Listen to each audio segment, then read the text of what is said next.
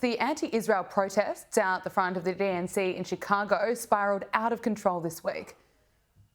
I'm a white woman in between and then another white dude right there. That's how we do it. White power. Last time I saw you, get your gas in DC.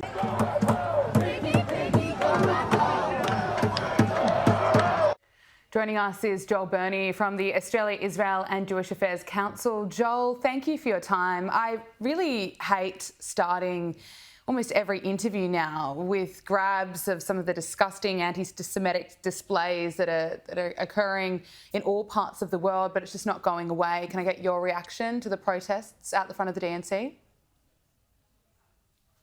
Well, we're 10 months after the horrific events of October 7, and continuously we're seeing in Western democratic societies and countries, including our own here in Australia, have been subjected to immense disruption and protest from a very vicious, very well organised, very well funded and highly coordinated protest movement where, unfortunately, after so long, Gabriella, I'm at a loss to know exactly what their demands are. So you see here the images of protesting outside of the Democratic National Convention in Chicago.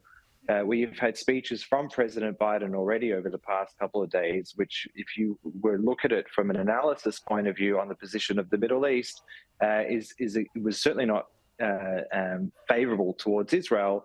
So you can see that they're already caving to lots of different measures and demands of this protest group, but it just doesn't seem to satisfy them. And my point would strongly be that you will not be able to satisfy them.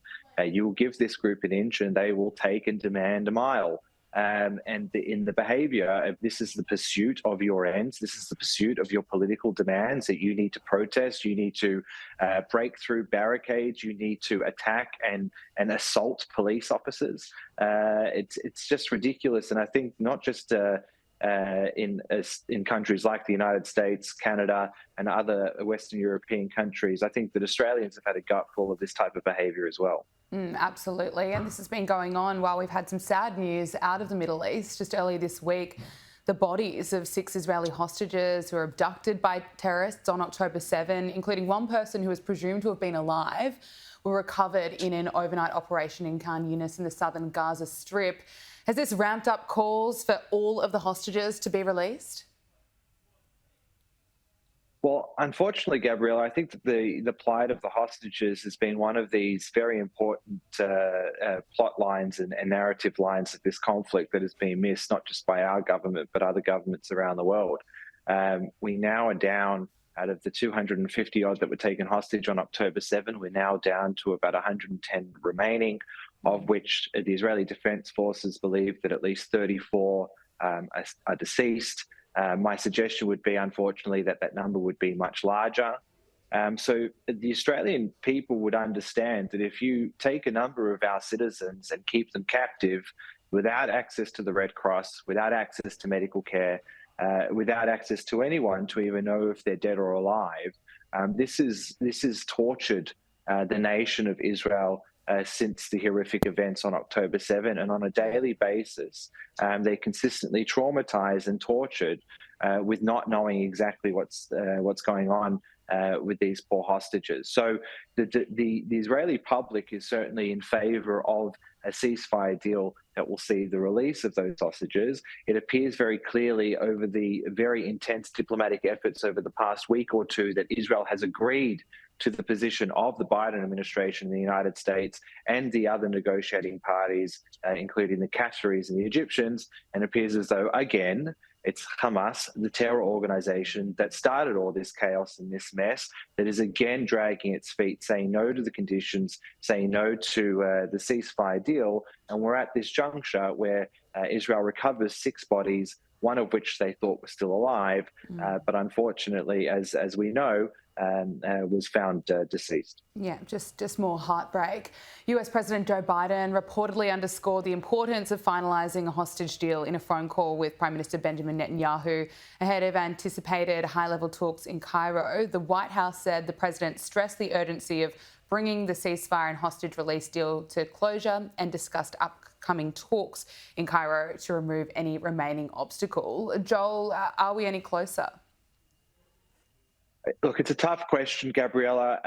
As I stated before, there's been immense diplomatic activity going on over the past week. So, Secretary of State, Secretary Blinken, was in Israel over the past couple of days, and there's been a lot of diplomacy, a lot of shuttling here and there, with the hope that talks will resume in either Cairo or Doha within the next 24 to 48 hours. This has all happened before, Gabriella. So to suggest that this continued repeat behaviour is going to somehow usher a deal closer and closer, it's very hard to tell, because we just don't know. From what we're getting in media reports, there is a difference of opinion from the accepted position of the Israelis to what's called bridging conditions that was trying to bring the parties together over the past week. The Israelis have agreed to those proposals led by the United States. It's Hamas that is dragging its feet and not doing it now. But with all due respect to President Biden and the United States administration, there's a lot going on domestically in the United States. You've got the DNC, you've got a rejuvenated candidate on the Democratic side, and you have a general election coming up in November. So the desire for the administration to pursue a ceasefire deal at all costs is critically important to the United States administration, and we can all understand that. Yeah. However, the Prime Minister in Israel has other considerations to take into account when agreeing to this deal, and that is the safety of his citizens. This deal, just because the United States wants it and wants it now, cannot continue the security situation in the south for the residents of Israel. They've gone in. It's been a difficult war. They have reached significant positive war ends and gains, but the job is very close to being done, but it is not yet done. So I would have concerns that the international community pressures Israel and twists Israel's arm and places pressure on Israel to agree to conditions where Hamas remains in power, for instance, which is something that the international community promised Israel would not happen. And I believe that the demand of Israel to make sure that it can maintain some type of security control ongoing to protect its own citizens is not only valid and justified, but I think that its allies, including the United States, and hopefully, whatever's left of the alliance between Australia and Israel, that the Australian government can get behind such things as well.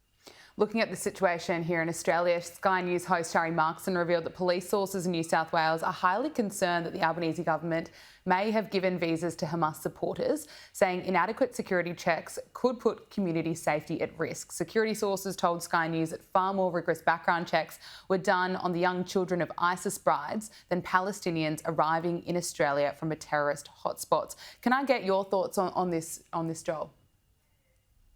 So obviously this has been developing over the past fortnight of the parliamentary sitting period. All I can say is that I know we all know collectively little.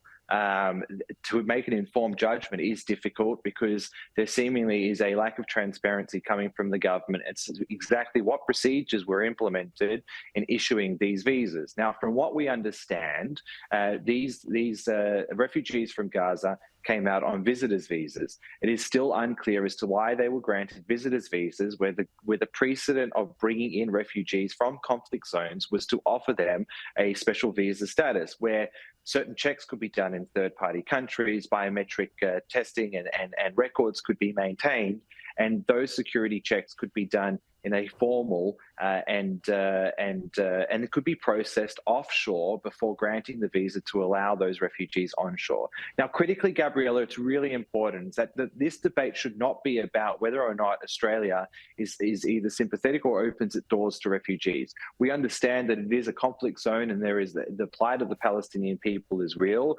even though it is clearly our position, and I would stress this, that this is all due to the actions of Hamas that rules that enclave. But to suggest that, so we accept that Australia has a humanitarian ability to help people in need, and that should be done so. But it should certainly not be done so firstly and foremostly at the expense of our national security, and secondly, should not imperil our national security for potential domestic gains or domestic political gains, as has been insinuated in this case from the government. So I think that the government had the opportunity to come clean about exactly how the process happened and why, and whether or not departmental advice differed from the process that they had agreed to do, but they haven't done so. So I think question time has been quite a bit of back and forward with questions from the opposition, with little information coming from the government. But I see that this story will continue